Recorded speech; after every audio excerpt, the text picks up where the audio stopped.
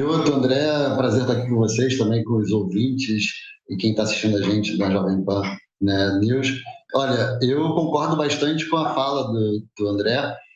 Tanto ele começa muito bem quando ele coloca que muitas vezes o debate que é feito no Congresso Nacional, quando ele não chega numa conclusão, não quer dizer que isso é omissão do Congresso Nacional. Pelo contrário, às vezes é falta de maturidade na sociedade, na tecnologia ou qualquer outro elemento que faz com que o Congresso tenha decidido por não avançar. Então, não avançar não é omissão, muitas vezes. É uma decisão de não avançar naquele debate. Eu participei muito ativamente desse debate, até porque, inicialmente, na Comissão de Ciências e Tecnologia, quando esse debate estava lá, eu ia ser o relator do projeto.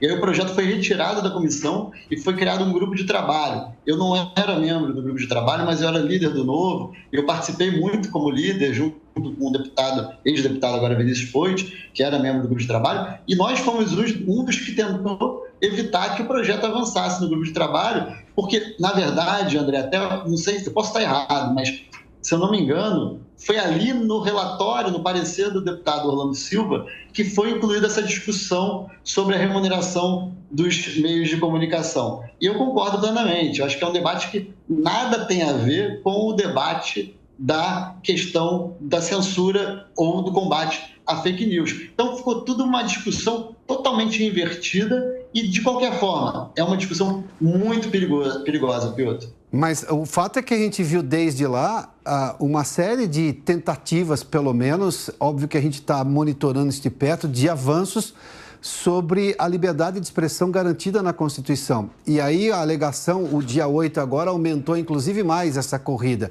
Em velocidade, Marcília, e também sobre outros aspectos, ou seja, está se tentando mexer na lei sem essa discussão que eu acho que é importante o que o Ganini falou, não é uma omissão da Câmara ou do Congresso Nacional, é porque o assunto não está amadurecido, mas não está aqui, não está em lugar nenhum do mundo, não é uma novidade brasileira. Exatamente, é uma questão de cautela. E é necessário que haja cautela. O que parece, de fato, aqui no Brasil, a gente começa a achar que debate é inútil, ou que é perigoso. E isso virou um conceito democrático, né? Então, a democracia é a gente impor a vontade de um ou dois poderes, afastando aquele que debate e, portanto, não tem uma eficiência nesse raciocínio totalmente torto. E isso é lamentável. O que vai adiante é uma série de leis ou de decretos com conceitos ou muito pouco debatidos, e então, portanto, aceitáveis apenas por uma parte da população, por setores apenas da sociedade, ou conceitos esvaziados mesmo de sentido, que ainda são muito novos. No fim, o resultado disso é esses conceitos serem aplicados na ponta do iceberg por um juiz, pela subjetividade da cabeça do juiz, que vai suprir aquela ausência de debate durante todo o procedimento. E isso resulta, sem dúvida alguma, em censura. Ganini, vamos lá, porque tem um aspecto que eu tenho falado aqui há algum tempo. Fake news parece uma coisa da internet, mas o significado disso é um anglicismo, obviamente, como muita coisa na internet. É notícia falsa. Notícia falsa sempre houve no debate político. E a gente não morreu nesse país por causa disso. A gente não deixou de ser quem éramos. A democracia permite certas liberdades, ela é barulhenta, naturalmente, ela é muito barulhenta, mas todas essas pessoas que hoje ocupam cargos na República, seja no Congresso, seja na esplanada dos ministérios, no Supremo Tribunal Federal, na própria Presidência da República, todos eles se beneficiaram dessa ampla e irrestrita liberdade que nós tivemos até aqui. O fato de estar na internet é só, digamos, uma revolução dos tempos. Mas esse tipo de coisa a gente já via. A gente já viu um candidato chamar o outro de ladrão, a gente já viu um candidato chamar o outro de, seja lá qualquer tipo de ofensa. Mas isso entrava no debate, percebia-se que aquilo era uma ofensa gratuita, exagerada e tudo bem. Agora ganhou uma proporção. Você acha que a internet dá uma proporção maior à ofensa? É por isso que está querendo se combater isso? Porque o meu receio é criar-se um modelo digamos, de controle do que as pessoas dizem, que vai contra toda a lógica da democrática que permite que essas pessoas que permitiu lá atrás, que essas pessoas que estão no poder, chegassem onde estão hoje. Olha, eu acho que tem um lado de amplificar, né, o poder da desinformação ou da fake news, e também tem um lado, é claro, de que você descentralizou quem tem o poder de compartilhar desinformação. Antes, claro, que tinham vários meios de comunicação, mas existia uma concentração de poder. Hoje esse poder foi pulverizado. Isso traz benefícios, mas traz também malefícios. Não dá para dizer, é claro que com a fake news, ela sendo difundida de forma muito ampla, há prejuízos. Mas aonde a gente quer chegar com isso? E eu acho que a sociedade ela vai amadurecer naturalmente, já está amadurecendo, de uma forma que ela vai controlar, através da educação, através da boa informação, através da disseminação de informações corretas. Essa, para mim, é a boa forma de você combater a fake news, com mais informação, com mais educação, com mais tecnologia, e não o contrário, não com a censura, não dando poder em excesso para um ministro, por exemplo. Então, o caminho da boa informação é a disseminação dela, e não você botar medo em quem está colocando a informação à disposição das pessoas. Então, eu acho muito preocupante o que a gente está vivendo hoje. A eleição já foi um momento disso, até porque quando você concentra poder, seja na mão de uma empresa ou na mão, ainda mais grave ainda, de um político ou de um agente público, você está indo para um caminho que pode levar a uma ditadura. E isso que a gente não quer. Marcília, eu vou pegar o mesmo questionamento que eu fiz ao Ganini, mas vou pegar o ponto adicional que ele pôs aí, que é exatamente quase uma discussão muito clara de antitutela do Estado. E estados tuteladores são estados totalitários. E nós não temos um Estado totalitário, não é essa a lógica democrática na Constituição Federal. Por que tem essa sanha tuteladora do Estado agora, que quer dizer o que você pode e não pode publicar na rede social? Olha, Piotr... Perdão, ignorando isso que o Ganini falou, ou seja, a própria sociedade, naturalmente, ela amadureceu. Ela percebe quando aquilo é um exagero e ela passa a desconsiderar também. A gente tem hoje uma ideia muito torta a respeito do que é democracia. Democracia é a soma de contrários, é a soma de divergências. É assim que se compõe uma democracia. Nós temos medo daquilo que é divergente e chamamos democracia o nosso próprio ponto de vista higienizado.